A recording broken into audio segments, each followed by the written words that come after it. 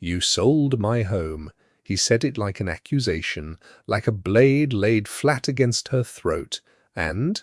behind him a woman in a travelling cloak of Bordeaux velvet stood smiling as though she already owned the ground beneath her feet. Before you find out what the Duchess said, back to him, hit subscribe, and drop the name of your city in the comments, because what happens next in this house is going to make you want to stand up and cheer. 5 years is a long time to wait for a man who never once wrote. 5 years is long enough to bury a marriage and dig it back up as something else entirely, something colder, something that no longer needed him to survive. When Eleanor Ashworth, Duchess of Merrow, first heard the carriage wheels on the gravel that had not been raked in a decade, she did not run to the window. She finished pouring her tea. She had learned in 5 years of silence that the sound of arrival meant nothing until she chose to acknowledge it, and so she let the cup warm her hands and let the strangers outside wait exactly as long as she had waited for them. But we are ahead of ourselves, and a story like this one deserves to be told from where it truly begins. In the mud and cold of the winter, he left her behind. When the Duke of Merrow rode away from his estate 5 years before, he left behind a young wife of 22, a household staff of 11, a stable of fine horses, and a mountain of debt so carefully hidden in the estate ledgers that not even his own solicitor had known their full weight until Eleanor found them herself. 3 months into her abandonment, going through drawers that smelled of her husband's tobacco, and looking for some sign of when he might return. He had gone, he said, to see to family holdings in the colonies, a matter of urgent business that could not wait even for their first wedding anniversary, and he had promised, standing in the doorway with his hand cupping her chin, the way he did when he wanted something from her. The letters came for 3 months, then they slowed, then they stopped. The staff, loyal at first, began to drift away as wages went unpaid, until only 2 remained. Old Bertram, who had served the Merrow family since before the Duke was born, and a girl named Susan who had nowhere else to go and no family to return to. Eleanor learned to keep her own accounts. She learned which fields could still be let to tenant farmers and which had been mortgaged twice over by a husband who had never once thought to explain himself to a wife he considered decoration. She learned, most painfully of all, that the servants and tradesmen of the county had begun to speak of her not as the Duchess of Merrow, but as the woman the Duke had left behind, as though abandonment were a title she now wore, instead of the one given to her at the altar. Susan, the girl who stayed when every other servant had gone, had come to Merrow at 14 with nothing but a bundle of clothes and a letter of recommendation from a workhouse matron who had never once used the girl's given name. Sitting with her by candlelight long after the day's accounts were finished, not out of any grand design, but because a house with only 3 occupants left in it had little use for the old distinctions between mistress and maid that had once seemed so immovable. Susan in turn became something closer to a sister than a servant, fierce in her loyalty, sharp-tongued when she judged the county's gossips deserved it, and it was Susan who first noticed, long before Bertram said a word aloud, that the land agent calling himself Hale watched the Duchess the way a man watches something he is afraid to want too openly. She was not, by nature, a woman who wept in public. She had been raised the daughter of a country parson, with more books than coin, taught to read Latin before she was taught to dance, and she carried that same quiet discipline into the ruin of her marriage the way another woman might have carried smelling salts. At night, when the great house creaked and settled around her like an old animal too tired to be frightened anymore, she allowed herself exactly 1 hour of grief, no more, and then she rose the next morning and did what needed doing. It was in the 2nd year of her husband's absence that Eleanor first crossed paths with the man who would change the shape of her fate entirely, though neither of them knew it at the time, and though he did not give her his true name for the better part of a year, he arrived at the estate in plain travelling clothes, claiming to be a land agent sent to assess the mortgaged acreage on behalf of a bank in the north, a Mr. Cares. Quiet and watchful, with the calloused hands of a man who had done real labour, and the sharp, assessing eyes of a man who had also done a great deal of thinking.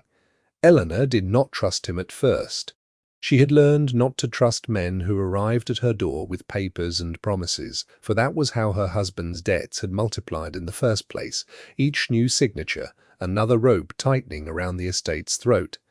But Mr. Hale did not press her, did not flatter her, did not once glance at her the way tradesmen and solicitors so often did, as though she were a problem to be managed rather than a woman with a working mind. He asked her questions about drainage and crop rotation and the state of the tenant cottages, and when she answered him with figures pulled from memory rather than from any ledger he had shown her, something in his expression shifted, some private recalculation taking place behind otherwise still features. He returned the following month, and the month after that, always with some new pretext, a boundary dispute to resolve, a survey to confirm, a question about the old mill that had not turned in years. Bertram, who had seen a great many things in his long service to the family, began to notice that Mr. Hale's visits grew longer, and that he had taken to arriving with small unnecessary gifts.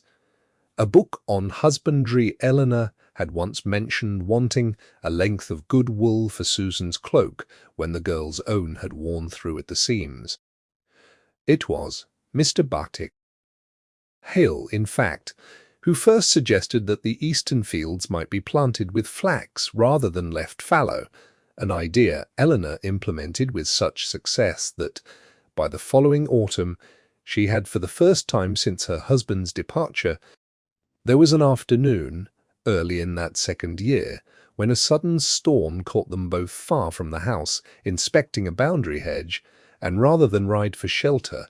Hale had simply removed his own coat and set it over her shoulders without a word, standing bareheaded in the rain beside her as though it were the most natural gesture in the world, and Eleanor had found herself, in that soaked and undignified moment, laughing for the first time in longer than she could readily remember. A small, ordinary happiness that startled her far more than any grand declaration could have done. He never once, in all those months of quiet visits, asked her a single question about her husband's whereabouts, or offered the kind of pitying commentary she had grown so weary of receiving from the county's other gentlemen. And she came to understand, slowly, that this restraint was itself a form of respect, a recognition that her marriage and her grief belonged to her alone to speak of or not as she chose. She began to trust him cautiously, the way a woman burned once learns to test a flame with the back of her hand before ever placing her palm against it.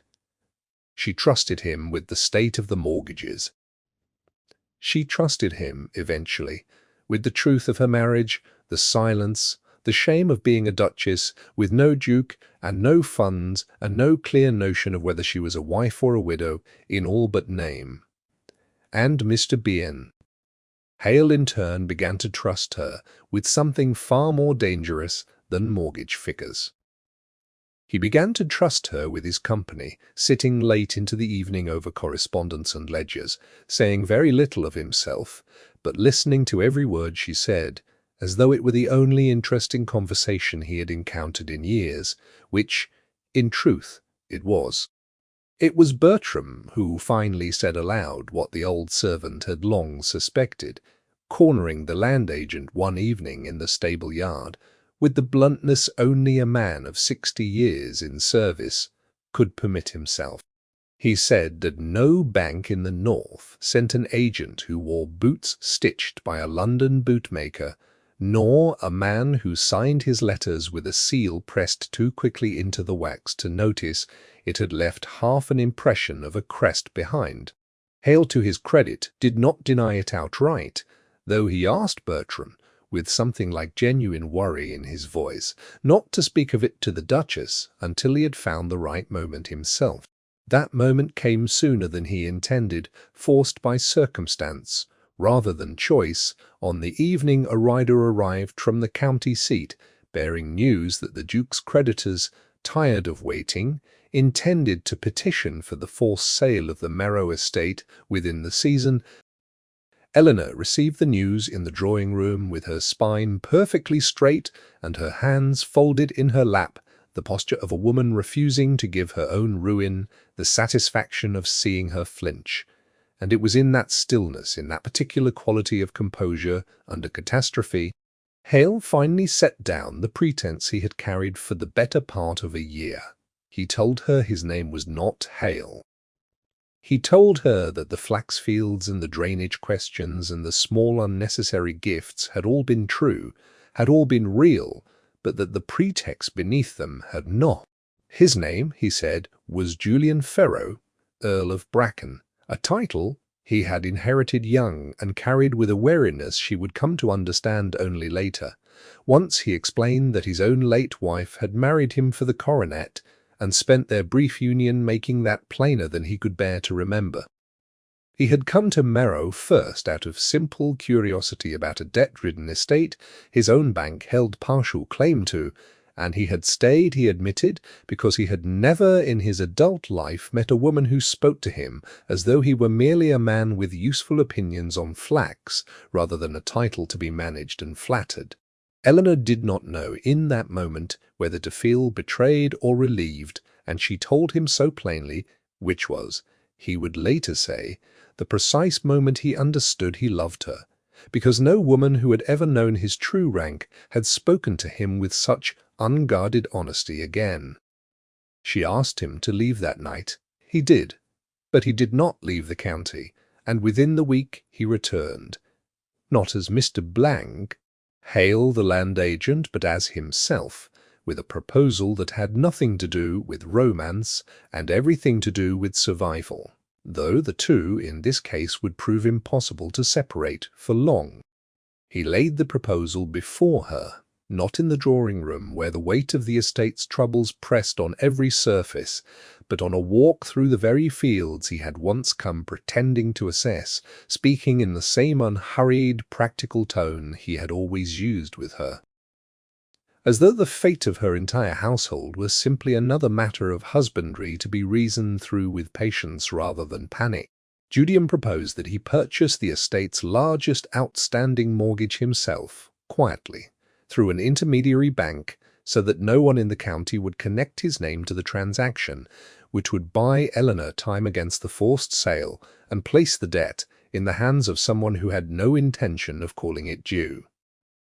Eleanor refused at first, unwilling to trade one man's control over her circumstances for another's, however gently offered, and it took Julian the better part of a fortnight and several long walks along the boundary hedges where he laid out the terms with the same careful precision he had once used to discuss crop yields, to convince her that the arrangement would be a loan in true fact,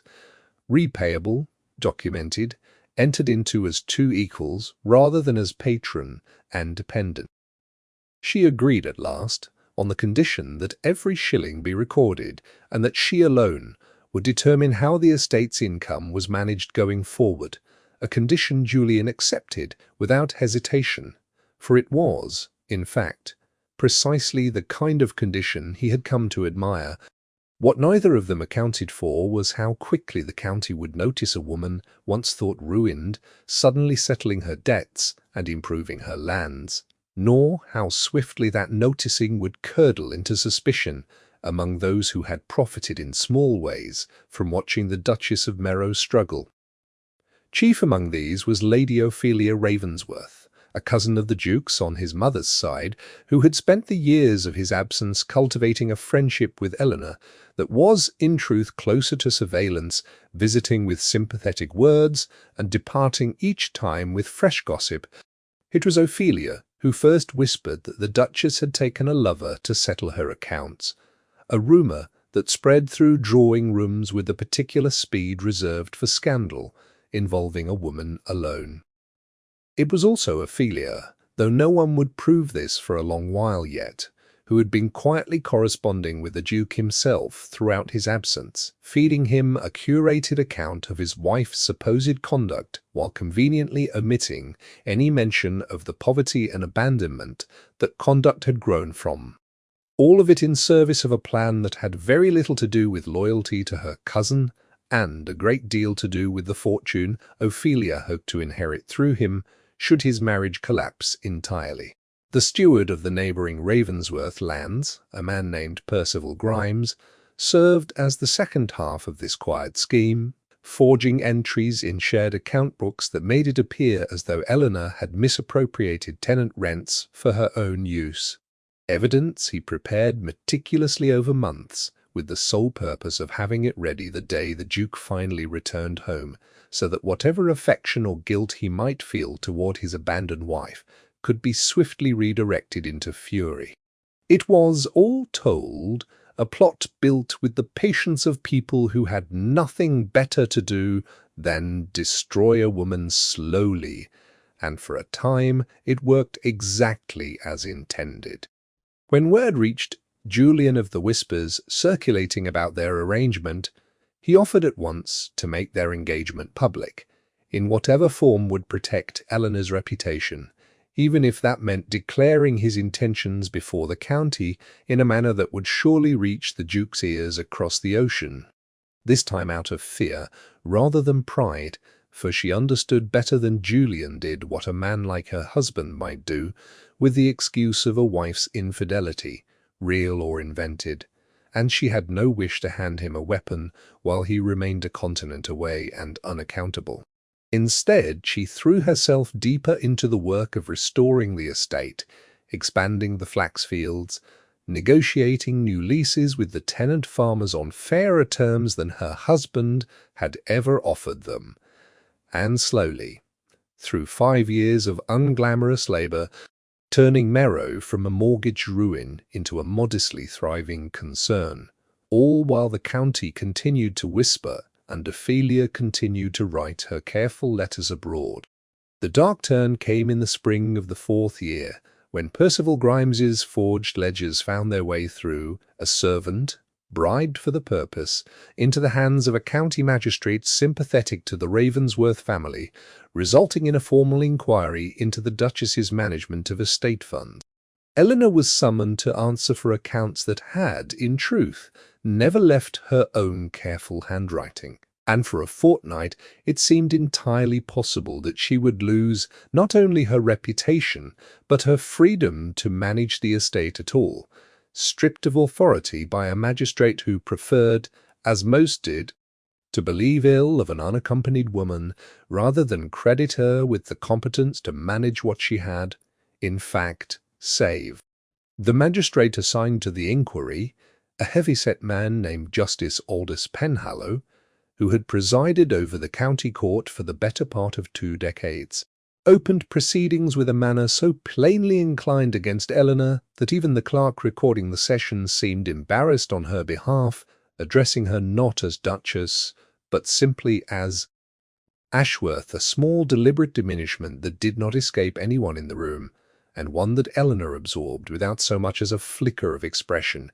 having long since learned that the first weapon wielded against a woman in such a room was rarely evidence at all, but simply the withholding of the respect owed to her name. Ophelia sat in the gallery throughout, dressed in mourning colours as though she attended a funeral rather than a hearing,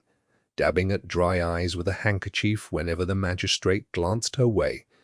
and Percival Grimes gave testimony with the smooth, rehearsed confidence of a man who had practised his lies in front of a mirror, describing in convincing detail transactions that had never once occurred, dates that did not exist, sums that bore no relation to any harvest the estate had actually produced.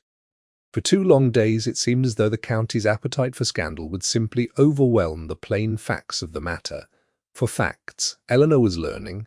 mattered a great deal less in a public hearing than the confidence with which they were delivered, and confidence was a resource Percival Grimes had in far greater supply than truth. It was Bertram, unglamorous and unyielding Bertram, who saved her in that darkest hour, producing his own independent record of every transaction he had witnessed over 5 years of loyal service,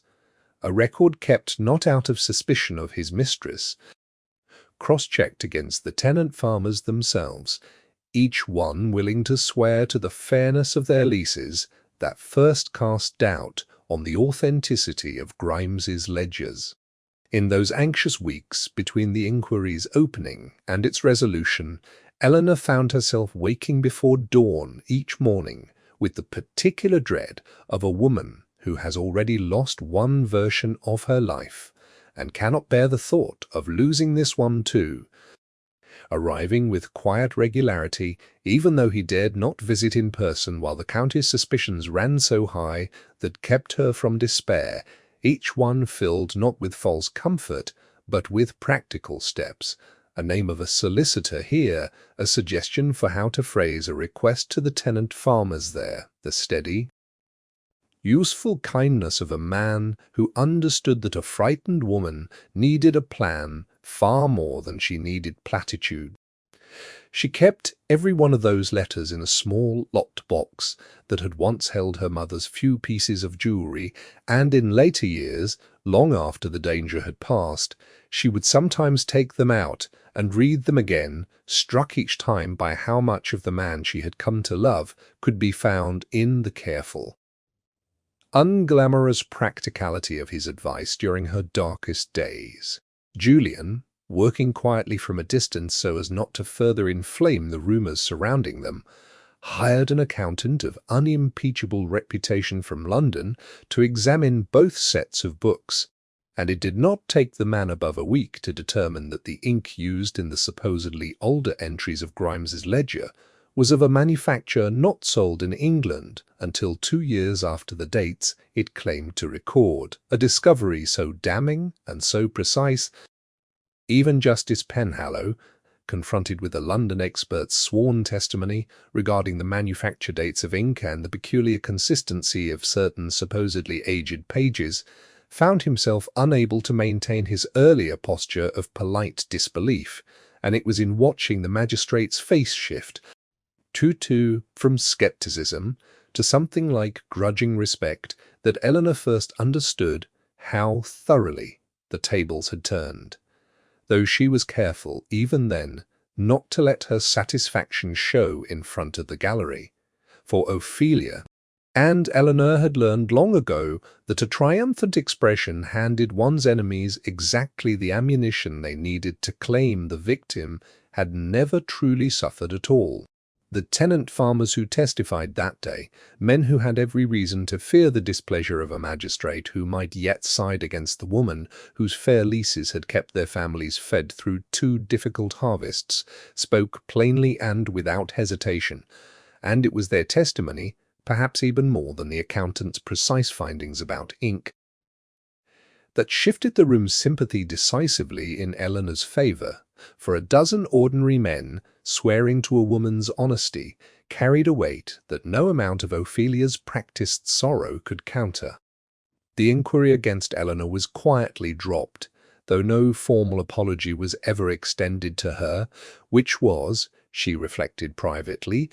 entirely in keeping with how the world treated women who were merely proven innocent, but vindication of a fuller sort was still to come. And it arrived, as these things so often do, at the worst possible moment for those who had least expected consequence to find them.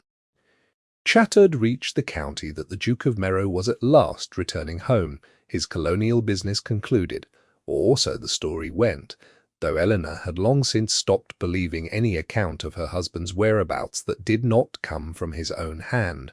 What the county did not know, and what Eleanor herself only learned through a discreet letter from a solicitor in London, whom Julian had quietly retained to monitor precisely such developments,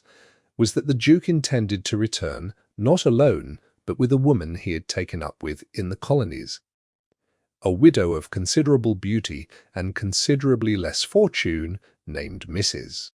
Pye. Adelaide Vance, whom he introduced in private correspondence to his few remaining confidants as his intended wife, apparently under the impression that a divorce or annulment from Eleanor could be arranged with the same careless ease with which he had once mortgaged his own inheritance. It was this letter, more than any other single event, that finally settled in Eleanor's mind the question of what she owed a man who had abandoned her, humiliated her, and now intended to discard her formally in favor of a woman he had known for a fraction of the years. She did not weep. She did not rage, at least not where anyone could see it. She sat instead with Julian and with Bertram, and together they laid out every ledger, every deed, every mortgage document accumulated across 5 years. And it was in reviewing these papers that Eleanor realized something the Duke himself, in his long absence and his careless confidence. The debt Julian had purchased quietly through the Northern Bank was not, as the Duke would have assumed, had he ever bothered to inquire, a minor encumbrance easily settled upon his return. It was, in fact, by that point, the single largest debt against the estate, larger even than the original mortgage the Duke himself had signed before his departure. For Eleanor had spent 5 years consolidating every smaller debt into that one instrument, paying off tradesmen and lesser creditors specifically, so that the estate's fate rested on a single obligation held entirely by a man who had no intention of calling it due against her, but who held, nonetheless, every legal right to do so should circumstances warrant. Circumstances, Eleanor decided, quietly, deliberately, over the course of several long evenings with Julian at her side, had finally warranted it.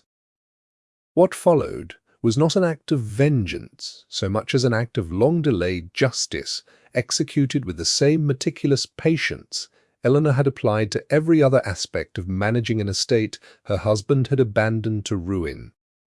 Working within the full bounds of the law, and with Julian's quiet financial backing standing behind her, rather than in front of her, so that the transaction would appear on paper to be entirely her own doing. Eleanor called due the outstanding mortgage in the final weeks before the Duke's expected return, the estate itself as settlement, in lieu of a sum the Duke had never once demonstrated any capacity to repay. The sale was conducted with scrupulous legality witnessed by the same county solicitors who had once been so quick to doubt her, and the buyer of record, a discreet trust established in Eleanor's own name and quietly funded across 5 years from the flax profits, the fair tenant rents, and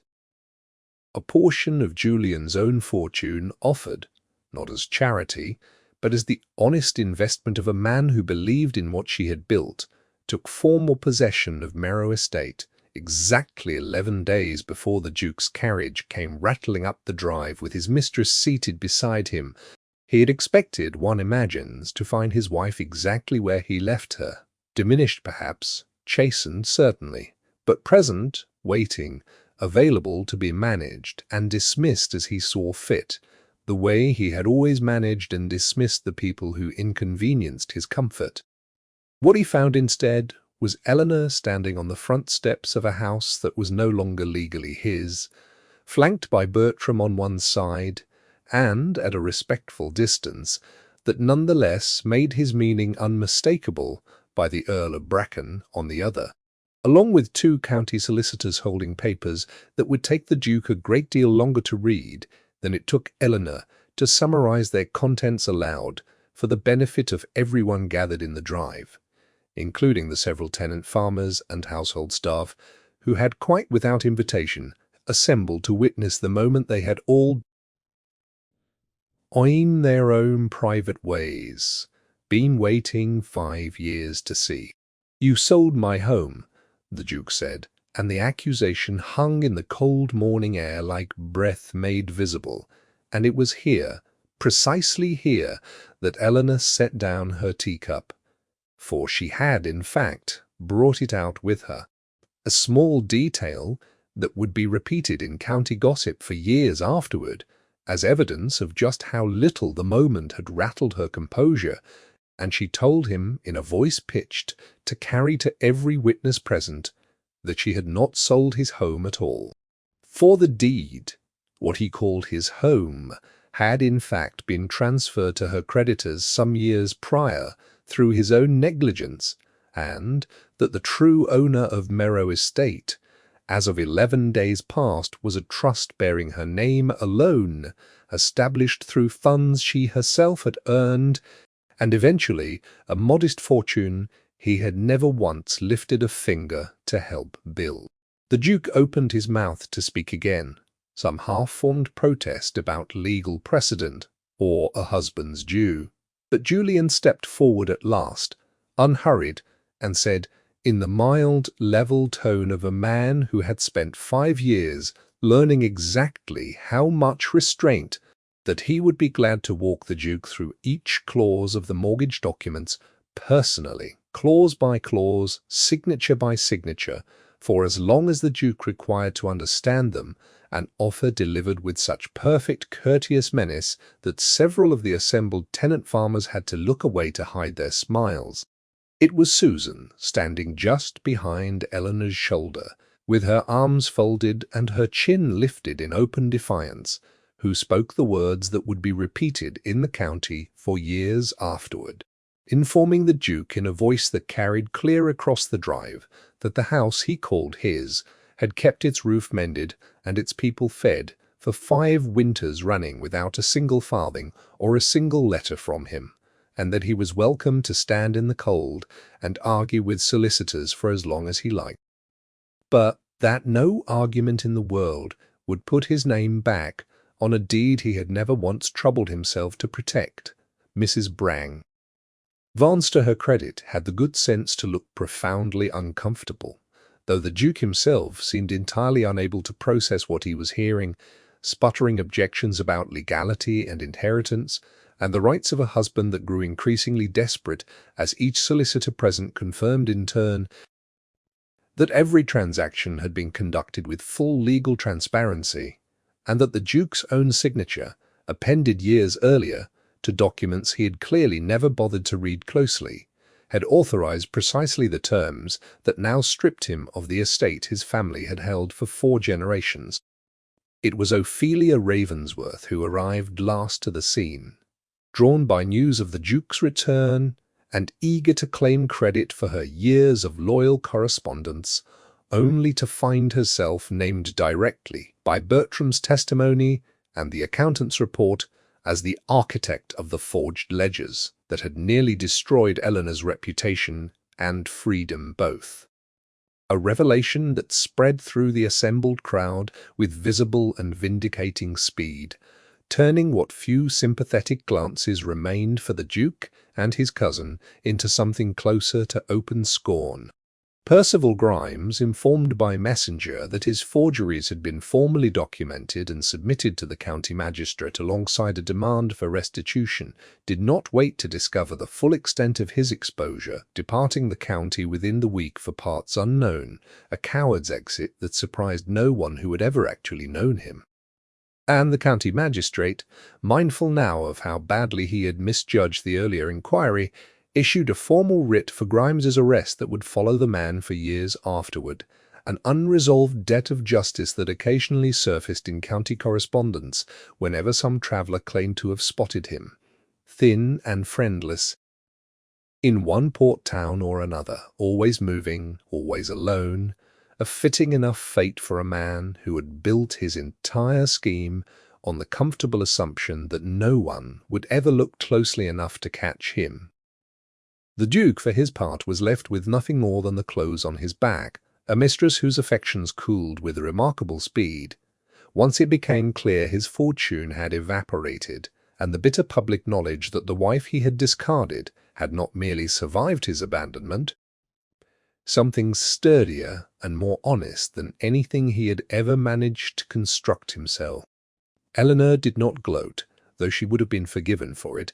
and this restraint, more than any single clever maneuver in the whole long saga, was perhaps what most thoroughly won over the county that had once whispered about her. For a woman who could hold such total victory in her hands and still speak to her former husband with cold civility rather than cruelty commanded a particular kind of respect that gossip alone could never grant. In the months that followed, Eleanor formally granted the Duke a small annual allowance from the estate's income, more than the law required and more than his conduct deserved, a decision she made not out of lingering affection but out of the same principle that had guided her through 5 years, namely, that mercy extended even to the undeserving cost her nothing, and denied her tormentors the satisfaction of turning her into someone as small as they had always assumed her to be. Word of the arrangement reached the wider county within days, as such things always did, and opinion on it divided sharply, with some declaring the Duchess a saint of forbearance, and others insisting she was a fool to extend a single farthing to the man who had so thoroughly wronged her. But Eleanor found she cared little for either verdict, for she had not made the decision for the county's approval, any more than she had built the estate's recovery for the county's applause, and it was precisely this indifference to the good opinion of people who had contributed nothing to her survival that Julian found. Of all her qualities, Julian, who had loved her long before either of them had dared to name it plainly, asked for her hand, not in the shadow of the estate's grand halls, but in the eastern flax fields she had planted with her own careful calculations, the fields that had first turned Merrow's fortunes and first revealed to him the particular quality of mind and heart he had spent a year pretending not to notice. And Eleanor, who had once believed love and survival to be entirely separate arts, discovered in accepting him that they had, in her case at least, become the very same thing. Their wedding, held the following spring in the county church where Eleanor had once prayed through her loneliest winters, drew a congregation considerably larger and considerably warmer than the whispering crowds of years before, for the tenant farmers came, and Bertram stood proudly at the front pew as though Eleanor were his own daughter. And even those who had once doubted her found themselves, on that particular morning, entirely willing to admit they had been wrong. Merrow Estate, restored to full solvency and expanded under Eleanor's continued management even after her marriage to Julian, a condition she had insisted upon, and one Julian had never once questioned, became within a handful of years its tenant farmers among the best treated in the region, its ledgers a model of honest accounting that county solicitors would cite for a generation afterward. The Duke lived out his remaining years in modest lodging on the allowance his former wife had granted him, largely forgotten by a society that had once fawned over his title, and found in the end that a title unaccompanied by character was a hollow thing indeed, remembered mostly as a cautionary tale told to young men of good family who might otherwise assume that birth alone entitled them to the loyalty and labor of those who loved them. And Eleanor, who had once poured tea with steady hands while a carriage she did not own rattled up a drive that was no longer her husband's, went on to raise a family of her own within those same walls, teaching her children, as she had once been taught by a country parson father, that true worth was proven not through what one inherited, but through what one built with patient hands and an unbroken will, and that the quietest kind of justice, the kind measured out in ledgers and leases and years of unglamorous labor, rather than in dramatic gestures. Susan married the miller's son 2 summers after Eleanor's own wedding, and Eleanor gave her away herself, standing in place of the family the girl had never had.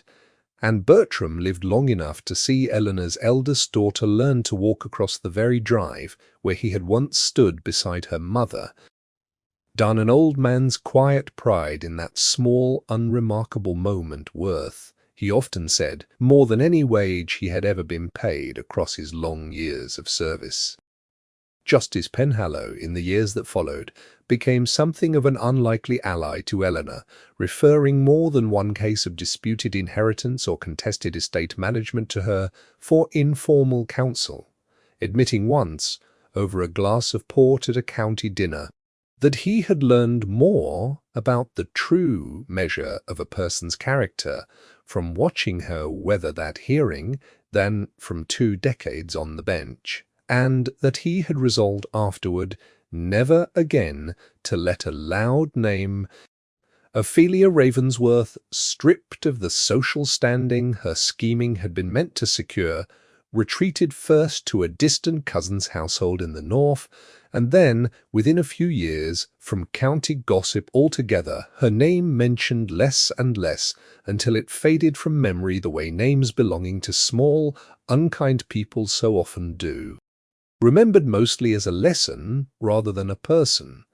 a cautionary footnote in a story that had, in the end, entirely belonged to someone else. The flaxfields that had once seemed a modest and almost desperate experiment grew, under Eleanor and Julian's combined stewardship, into the foundation of a trade that supplied looms as far away as the northern manufacturing towns, and it became something of a local tradition in later years. For young brides of the county, to be given a length of Merrow linen as a wedding gift, spun from fields a Duchess had once planted with her own hands during the loneliest winters of her life, a quiet thread of continuity running from ruin to plenty, and when Eleanor's own children were old enough to ask why the old portrait of a stern, unsmiling duke still hung in a disused corridor rather than the great hall, she would tell them only that every house held its history, the good and the difficult both, and that what mattered was not which portraits hung on the walls, but which hands had kept the walls themselves standing when everyone else had assumed they would fall. A lesson her children carried with them long after the county had stopped telling the story at all, and long after the fields Eleanor had first planted in defiance and desperation had become, simply and quietly, home. There would be other duchesses of other estates in other corners of the country in the years that followed, women left behind by careless husbands or dismissed by scheming relations who believed a quiet woman must also be a foolish one, and more than a few of them would hear some version of the story of the Duchess who poured her tea and waited and built an empire out of flax and patience, while the man who abandoned her assumed she had nothing left to lose. Those who heard it would understand, in a way, the county gossips who first whispered it never quite managed to. But the simple, hard-won fact of a woman who refused to disappear